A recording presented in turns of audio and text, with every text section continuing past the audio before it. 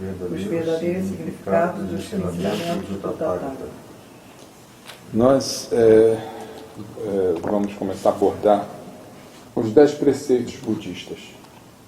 Todo praticante que tem assim, a simpatia pelo budismo resolve firmar esses 10 preceitos, esse compromisso com os 10 preceitos, numa cerimônia da qual chamamos de Jukai. Jukai, cerimônia, receber os preceitos budistas. Receber é transmitir, transmitir é despertar. Despertar para a mente Buda. O primeiro preceito é apontado como não matar. Não matar não significa tão somente retirar a vida de alguém. Mas a gente fala não matar em outros sentidos também, além do próprio ato de praticar um assassinato. Mas você pode matar também um sonho de uma pessoa, pode destruir um futuro de uma pessoa. Segundo preceito é chamado não roubar. Esse não roubar, como a gente fala, é não querer tirar de outra pessoa, destruindo aquilo que aquela pessoa tem, não invejar também o que é do outro, né? O terceiro preceito é não ser ganancioso. Sobre o aspecto do Dharma, né, do não apego, questão da ganância, do apego, desejarmos tanto uma coisa ou ficarmos tão apegados a alguma coisa, ao ponto de não conseguirmos nos desvencilhar daquilo. O quarto preceito é não mentir, não enganar, não tamponar a verdade com falsas realidades ou com falsas afirmações que você sabe que não conduzem à verdade, a um fato verídico. Isso também engloba não ser complacente com pessoas também que mentem. Não adianta, nós não mentimos, mas somos complacentes com aqueles que mentem. Não roubamos, mas somos complacentes com aqueles que roubam. Não é só a gente roubar, mas nós somos complacentes com os que roubam também. Isso é muito importante. O quinto preceito é não se permitir ficar intoxicado. Não se intoxicar por drogas, não se intoxicar por bebida alcoólica. Qualquer coisa que tire a nossa mente do foco. Até mesmo uma euforia semiconsciente, através de algum programa de televisão, né, que manipule a nossa mente. A gente fala, intoxicação não é só as drogas da bebida alcoólica. Né? Olha que interessante. A anticultura, a destruição dos valores, é uma forma de intoxicação. O sexto preceito é não falar sobre erros e faltas, principalmente no Dharma, na Sangha. Observarmos as nossas faltas, as nossas falhas. Agora, quando a gente precisa mostrar uma verdade, a gente vai mostrar pelo benefício dos seres. Como eu vou poder libertar determinadas pessoas, um grande número de pessoas, que estão sendo enganadas, levadas por algo que vai gerar um sofrimento imenso, uma grande multidão, um grande número de pessoas. Aí eu tenho que falar de faltas e erros. Mas a gente evita falar de faltas e erros dos outros, principalmente no Dharma, né? No caminho do Dharma de Buda, numa Sangha. Numa Sangha, então, a gente não vai falar mal de nenhum praticante. Se uma pessoa falhou, não agiu correto, é ela com ela. O caminho do Dharma está ali. Cabe àquela pessoa agir de acordo com os preceitos, com os ensinamentos de Buda. Sétimo preceito, a natureza de não se rebaixar nem se elevar aos outros. Não me achar melhor e nem pior que os outros. Esse é o sétimo preceito. Cada um está caminhando de acordo com aquilo em que acreditam, que aquilo que tem capacidade de perceber. Se nós percebemos algo a mais, atingimos uma percepção mais ampla, uma mente mais aberta, bom para a gente. Se outra pessoa não consegue perceber e ainda não está pronta para perceber, paciência. O budismo é um estágio de percepção que se encaixa com a mente Buda. Nós temos uma abertura de consciência do Dharma. Por isso nós praticamos. Por isso nós damos essa tremenda importância às 3 joias. É como um verdadeiro tesouro. No desabrochar, nossa mente vai experimentar o samadhi do espelho precioso. Quando a nossa mente consegue atingir a mente Buda.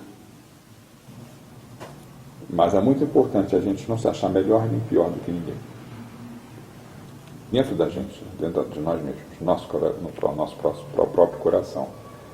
Dentro desses preceitos, agora, o 8º preceito é chamado não ser avarento, a usura, aquele eu separado, a avareza, né? Não é só em questão de ordens materiais, também tem a avareza espiritual. Muito interessante a gente perceber essa questão da avareza no sentido também espiritual. O 9º preceito é a questão da ira, do ódio, da raiva. Esse é um dos 3 principais pilares, maiores venenos, é o ódio. Esse estímulo externo que vem, que nos convida, nós podemos ter o domínio sobre ele. E o 10º preceito é não falar mal dos 3 tesouros, não falar mal de Buda. A importância disso é sustentar o Dharma, valorizar o Dharma, é saber que todos nós temos as nossas dificuldades. Somos seres humanos, né? Temos as nossas limitações. E vamos trabalhar juntos para o engrandecimento da comunidade. União, uma mente aberta, para reconhecer nossas falhas, nossas limitações. E um dando força para o outro, que possibilita a nós termos um autoconhecimento maior. Sem receio de chegar e falar, olha, monge, ou a fulano para a pessoa, olha, eu estou percebendo isso desse outro ângulo aqui, o que você acha? Isso não é mais construtivo do que sair de uma reunião de uma sangue e falar depois todas as pessoas lá para fora, fulano, olha o que fez, que não sei o que lá, uma fofoca, né? É muito sério, né? É uma coisa muito séria. Então, isso aqui a gente fala, esse é um dos 10 preceitos. Não falar mal dos 3 tesouros. Nem do ensinamento, nem de Buda, nem do ensinamento do Dharma, e nem da comunidade, da Sangha. Reconhecendo que cada um tem um patamar, está em desenvolvimento. E estamos nesse desenvolvimento para darmos o melhor de nós. Fala-se o seguinte, que o ato de lavar uma louça, quando você acabou de uma refeição, você vai lavar uma louça, aquele momento que você está lavando louça, você está praticando o budismo. Você está praticando porque você está atento, totalmente focado naquilo que você está fazendo. Vai procurar lavar da melhor maneira possível. Quando você está limpando o vaso sanitário, não tem nada a ver com a prática, com o budismo? Tem. Como não? Se você está limpando, agora estou limpando o vaso sanitário, estou focado naquilo que eu estou fazendo, cada detalhe ali, sem pensar em mais nada, eu estou atento 100% naquele momento que eu estou fazendo. Isso é prática. Não é prática se eu estou limpando o vaso distraído, estou pensando em milhões de outras coisas que eu vou ter que fazer, faço mal feito, fica sujo, não fica bem feito. Isso não é prática. Mas quando eu dou o melhor de mim naquilo que eu estou fazendo naquele momento, mesmo que seja um espaço curto de tempo, eu tenho que fazer rápido, mas naquele período que eu estou fazendo, naquele momento eu vou fazer o máximo melhor que for possível. Assim também é nossa profissão. Quando a pessoa fala, eu sou psicólogo, eu atuo, né, dentro da área da psicologia. Eu sou psicólogo e quando eu sou budista, eu sou budista. É outra coisa, separada. Você é um monge psicólogo. Na hora que eu estou atuando como psicólogo, eu sou um psicólogo. Na hora que eu estou atuando como monge, eu sou um monge. São duas coisas distintas e separadas. Não, não é. Só se você não está fazendo a ponte. Só se você, quando você está atuando profissionalmente, você não está atuando totalmente focado e atento ao que você está fazendo e está procurando fazer o melhor de você. Quando eu faço uma pintura como artista, né, eu estou procurando fazer o melhor dentro do que eu estou fazendo. Aprimorando cada detalhe, riqueza de detalhes, percebendo a totalidade. Recentemente eu fui quando estive lá em São Paulo agora, fui fazer uma visita com a monja Reishin ao sítio que ela comprou, né, que ela pretende fazer lá no local de prática. É muito bonito o local. E tem um lago imenso, né, como um córrego de água, com umas cascatas. E tirei algumas fotografias. Ali a gente percebia aquelas nuances de riquezas que a natureza nos oferecia, né? O brilho do sol, né? As luzes e sombras, cada detalhe. E tinha galhos, pequenas pedras pelo caminho, pelo chão. Então, quando você pega uma pequena pedra, que está ali no chão, você olha aquela pedra na mão, você fica olhando aquela pedra e pensa, a paisagem só como aquela pedra, é uma limitação muito grande. Você está vendo um fragmento. Se você vê a textura da pedra e não vê mais nada, ali é uma abstração. Então, o que a gente percebe quando além da pedra, você vai vendo todos os detalhes de tudo que faz parte.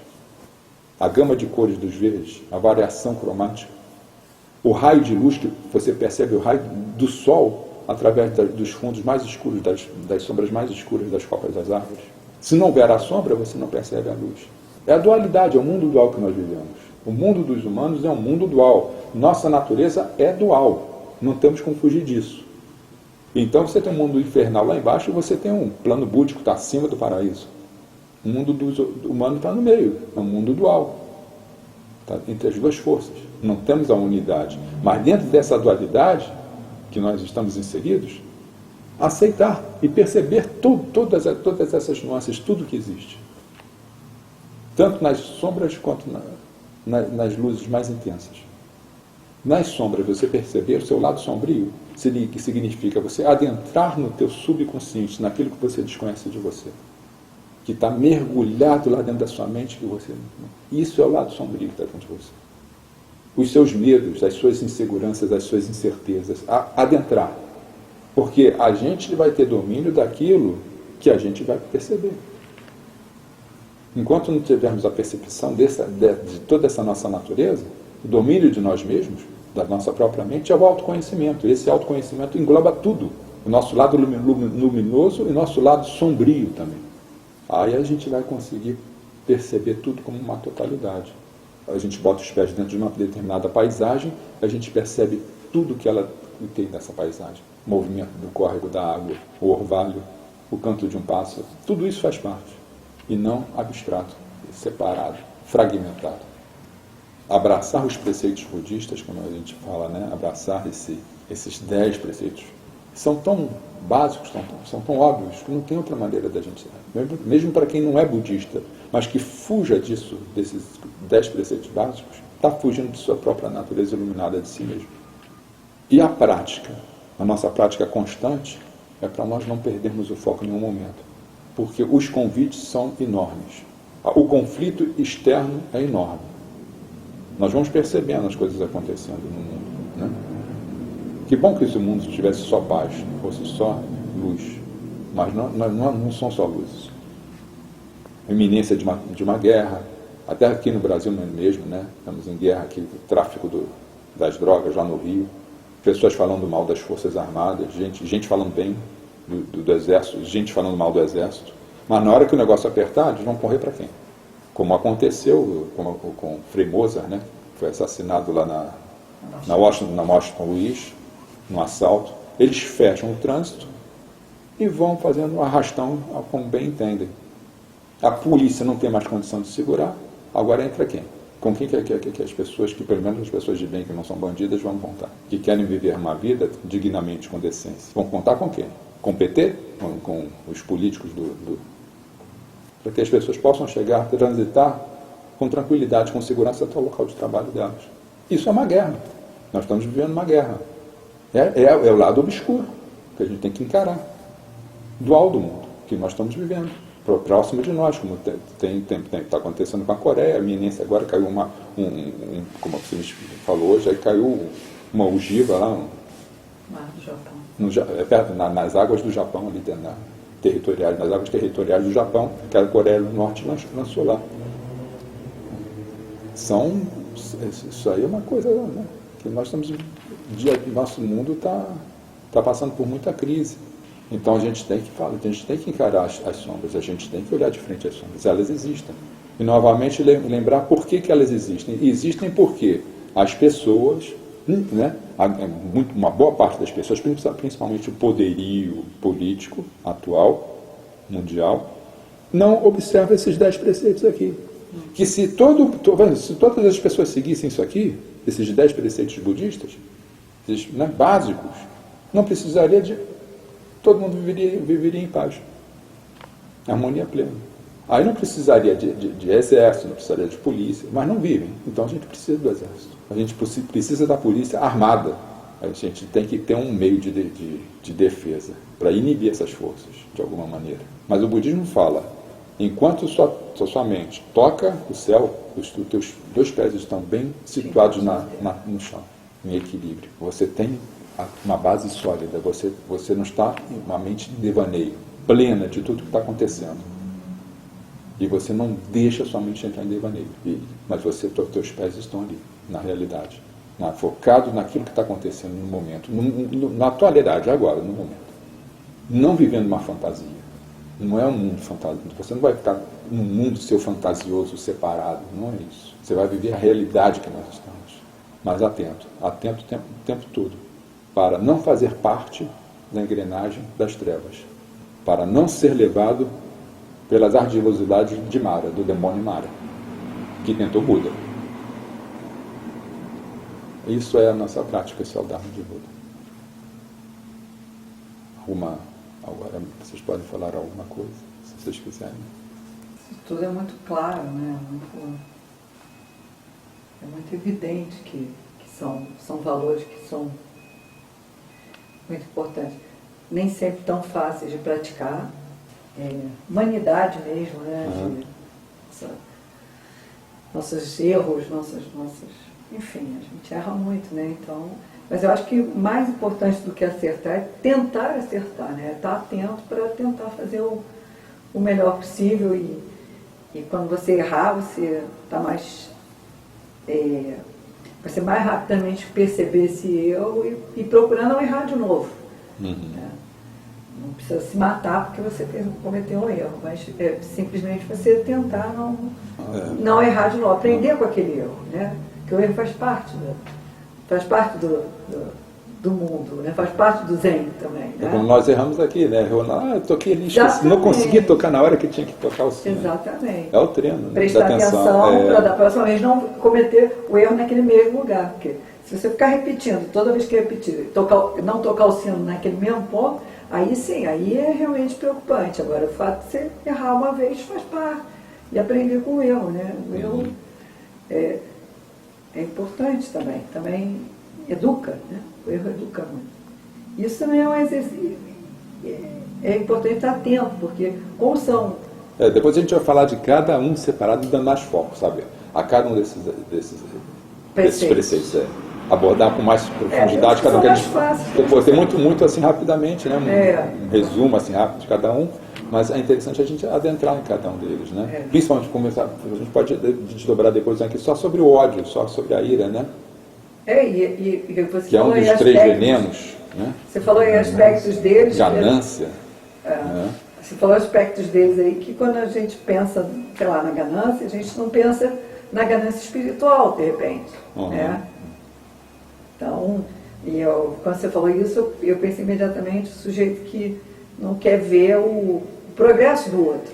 Isso é uma forma... E quer puxar o tapete do outro. E esconde o conhecimento, ensina só metade das coisas, para o outro não chegar lá ao ponto que ele está. Isso é uma forma de ganância. E a gente, às vezes, não vê isso como ganância. Né? A gente vê ganância, o cara que só quer ganhar dinheiro, enfim, sempre nas coisas, se concentra muito nas coisas materiais, que são as coisas mais evidentes da vida. Né? Então, isso também é bem bacana. Vários aspectos aí diferentes que você mostrou dessas coisas, né? Como tudo na vida se encaixa nessas 10 coisas. Fala da mesma coisa. Você vai procurar uma profissão, que essa profissão que beneficia você a todos os que estejam ao seu volta. Sim. Seja uma profissão benéfica. Normalmente quase todas são, né? É difícil uma profissão que não seja benéfica à sua volta. Até porque... Ele diz o seguinte, quem trabalha no matadouro, né? Isso eu aprendi. Entendeu? A pessoa que trabalha, a pessoa que lá no matadouro, matando de vida. Essa não é uma boa profissão. Mas até o policial, né, que é uma profissão de violência, é uma profissão que é necessária. É necessário, como a gente está falando aqui. Pelo nível que se encontra a sociedade e a humanidade. Exatamente. E você vê que há países no mundo uma pessoa que armado. Uma pessoa que você está lá com a sua casa, um mestre do budismo está lá com a casa dele, uma mestra, né, então, uma pessoa tenta entrar dentro da casa dela da noite. Com quem que ela vai contar a primeira coisa? Ligar para quem? Polícia. Claro. Né? Primeira coisa que vem na mente, puxa, a polícia. A gente tem que valorizar essa profissão desses profissionais. Claro. E que eles sejam mais bem preparados, mas eles precisam ser valorizados. Tem que ter o apoio da nossa sociedade. Disciplina, alguém para disciplinar. Disciplina. Se você não é autodisciplinado... Para disciplinar aqueles que estão disciplinados, que estão fazendo mal, que estão pensando que podem fazer o que quiser. Que podem fazer tudo. Não é por aí. Muita gente adormecida aí fazendo besteira sem perceber, né? Agora, não é sendo complacente com esses que estão fazendo besteira. Roubou lá e vai voltar. Como a gente pode, né? Como a gente não dá para a gente aceitar, por exemplo, né, que pessoas que tiveram a oportunidade, tiveram as rédeas do governo do Brasil nas mãos, oportunidade de fazerem coisas boas, fizeram muitas besteiras. Isso está muito difícil. E a gente achar que aquelas pessoas são boas só porque estão dando esmolas de Bolsa Família para da Bolsa Família e outras pessoas, e o desemprego que gerou, e as grandes empresas que foram destruídas como a Petrobras, quanta gente ficou desempregada. O custo-benefício daquilo foi bom ou foi ruim? Não deu certo, muda, bota gente diferente lá, tem que mudar. Não dá para enxergar só a árvore, né? Tem que enxergar a floresta. Senão vai ficar naquela pedrinha ali na textura, não vai ver, não está vendo a paisagem toda, como tudo está se movendo, como tudo está se arrumando. Anos 60 foi uma coisa, anos 70 foi outra. Nós estamos no ano 2017, nós já passamos do ano 2010. O mundo hoje não é o mesmo de 1960, da década de 60, é outro mundo. Que não dá para a gente aceitar como uma coisa benéfica pessoas que tiveram essa oportunidade, erraram e demonstraram que não têm capacidade, pelo que continuam dizendo e defendendo, como essas pessoas podem ser responsáveis pela vida de milhões de brasileiros. Não dá. É muita gente. A gente pensa isso, é como uma grande parcela da população é ignorante, né? A ignorância domina e eles não acham isso que você está falando. Uma grande parcela ainda hoje, eu votaria em todos eles de novo, é impressionante, né? A gente convive ao mesmo tempo de 3, 4, 5 estágios de evolução. Outra coisa interessante também, o que é mais importante, a gente como estamos dentro do budismo, né, é o alimento espiritual nosso. Às vezes a gente fala um pouquinho de política, não querendo falar, sabe, que o negócio está engasgado, mas a gente vê a questão do sofrimento, né? Mas Buda era um príncipe. O pai queria que ele fosse rei. Era uma fortuna que ele tinha. Palacetes, vários palacetes. Cada período do ano, né, cada estação do ano, eles tinham um para um palácio. A primavera tinha um palácio, no verão e tinha uma fortuna imensa. Ele não poderia ter sido rei. Ele viu o sofrimento das pessoas, não poderia ter sido rei. Pegar aquela fortuna toda e distribuir para aquelas pessoas carentes lá. Por que ele não fez isso? Que não era a solução. Não era a solução. Aquilo ali era uma coisa momentânea, não é a solução. Dinheiro acaba rapidamente. O que ele faz? Ao invés de sair distribuindo, ele vai buscar a origem daquilo, uma visão mais ampla daquela situação. A verdadeira solução, o verdadeiro caminho da libertação do sofrimento. Não estão esclarecendo, não estão dando educação, no momento que elas querem esclarecer, não estão dando oportunidade de emprego, não estão dando oportunidade de emprego, não estão dando, desculpa falar isso, mas que tem gente ainda que pensa assim, que esse pessoal está ajudando esse pessoal que está desfavorecido. Não está. Eles estão atuando como demônios da ilusão, estão deludindo a mente dessas pessoas, estão dentro cada vez mais, alimentando a delusão dessas pessoas, a ignorância em que elas estão inseridas. Não estão ajudando em nada a clarificar, a iluminar a mente dessas pessoas. Essa é uma grande tristeza. Que é usar a pobreza, é usar a miséria alheia. É uma coisa muito triste. E não é só assim no plano de dar um Bolsa Família.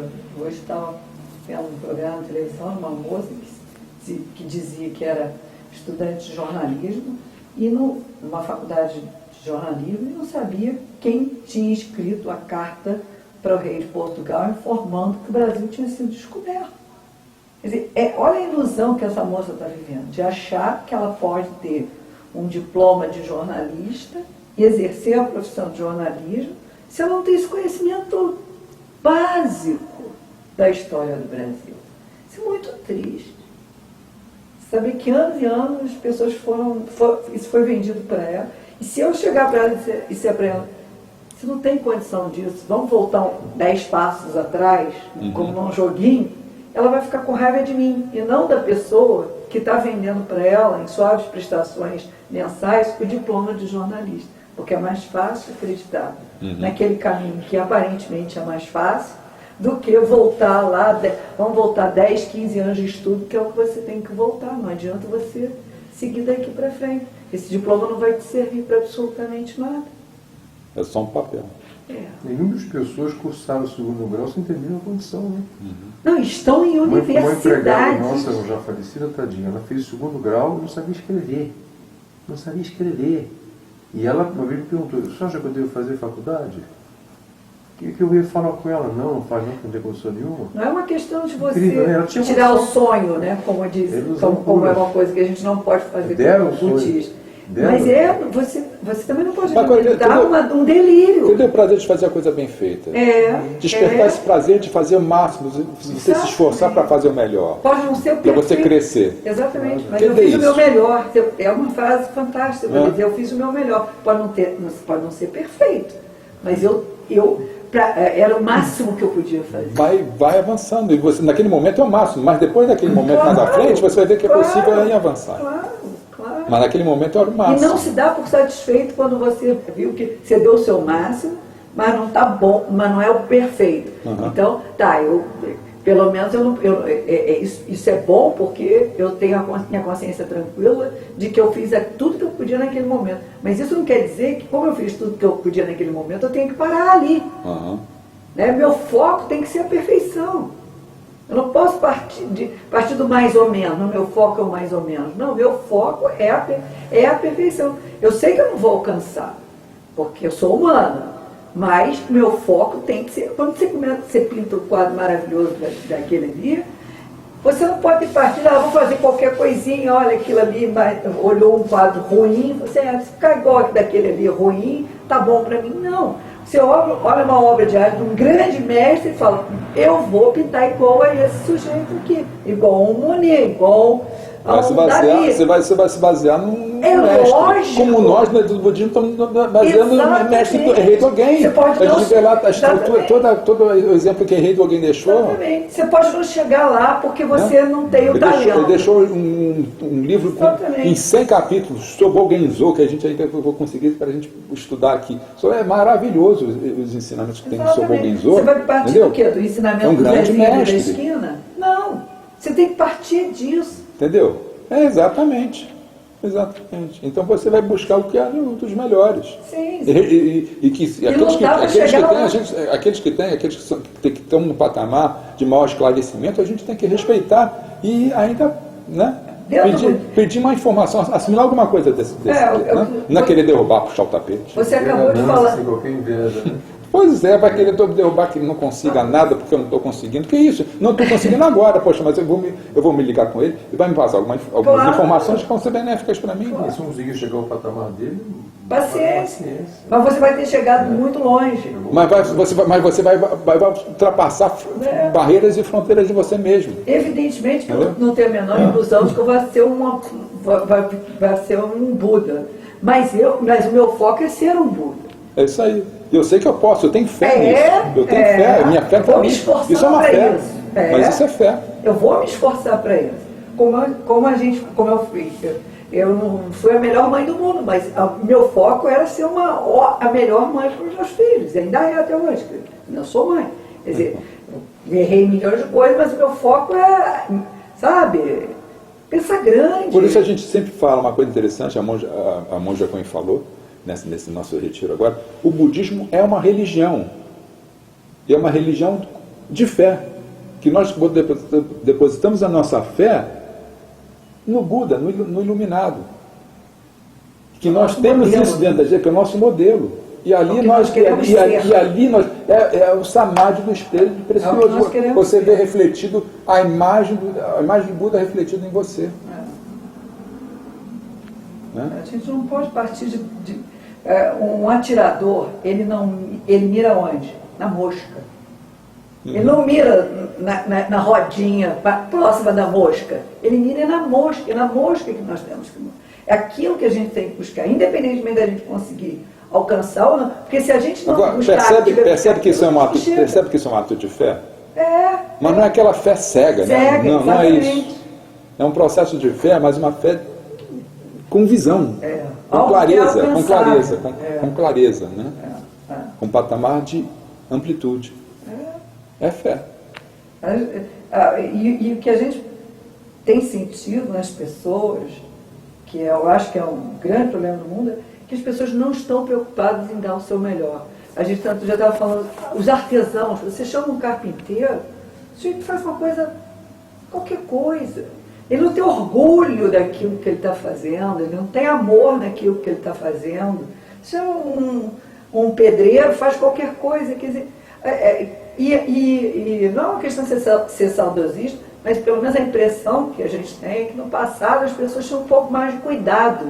Como eu acho que elas eram mais conhecidas pelo seu nome, sobrenome, quem é seu pai, quem é sua mãe, talvez elas tivessem um pouco mais de cuidado com aquilo que elas faziam. Isso refletia muito claramente nela. Hoje, é o que a gente chama da tradição, né, da história, da tradição da família, do sangue, né, que a gente, o memorial, né, que a gente fala, né, o memorial dos antepassados, né, a gente fala isso, valorizar a história você sentia alguma coisa para sentir vergonha. É isso, né? Você, mesmo que seja um simples, não tem que for uma pessoa simples, mas tinha orgulho de fazer uma coisa bem feita. Então você tem aquilo como como você diz, um patamar para você, né? Hoje que as pessoas se orgulham, aquela senhora ali me contratou para fazer uma cadeira, eu fiz qualquer coisa, ela me pagou um dinheiro, eu já embolsei o dinheiro, deu um golpe nela. Quase que isso que é o motivo de orgulho. E não, olha, ela me contratou para fazer uma cadeira, olha a cadeira linda que eu fiz para ela, olha aqui que beleza e tal. Como no budismo a gente até fala dos memoriais que a gente bota para os nossos entes familiares,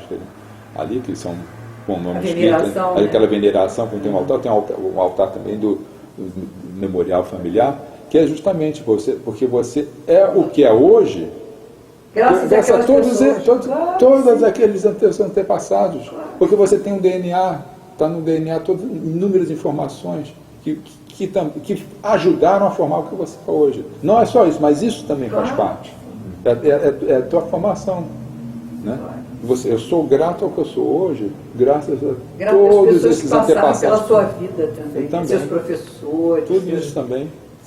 Pessoas que cuidaram de você de uma forma ou de outra, que te deram um toque, né, naquela hora, né? As suas mestras aí que te então você tem toda uma formação, né? Tem que ter gratidão por essas pessoas e honrá-las. Né? Agora, quem está fazendo besteira, quem está falando, você não pode chegar e ser complacente e ficar para aplaudir. Não dá. Não, e nem é bom para a pessoa. Não dá, entendeu? Você tem que olhar os erros e você não dá. Não dá. Nem é bom. Então aquilo ali não é uma coisa boa, né? Nem para você, nem para ela. Não vai ser para mim, nem para ela. Quer dizer, aquilo vai ser o quê? Porque está sendo produzido ali? Lixo. Lixo. Simplesmente é isso. Porque o que não serve, aquilo que não serve, que não tem utilidade, o que você vai fazer? Vai descartar. Vai jogar fora, nata do lixo, entendeu? E a gente pensando assim, não está falando mal delas, a gente está só reconhecendo o erro delas, para que elas cresçam e orar porque elas encontram o caminho. Que encontram o caminho, sim, claro. Você vai ajudar, podendo ajudar, você vai ajudar de alguma maneira. Você não está fazendo para querer denigrir ou destruir, você está fazendo para por quê? Porque outras pessoas estão vendo aquilo. E podem achar que aquilo é bacana. Podem influenciar. Eu estou aqui para aprender esse ritual. Aquela pessoa consegue as coisas sem precisar de estudar, não gosta de ler livros, e consegue as coisas. Só para que eu tenho que trabalhar, esforçar, fazer tudo isso para quê? O outro serve de exemplo. Um exemplo maléfico. É isso. Vamos terminar então. Mãos, palmas com palmas. Que os méritos de nossa prática se estendam a todos os seres. Que os méritos de nossas práticas se estendam a todos os seres. E que possamos todos nos tornar o caminho iluminado. O caminho iluminado.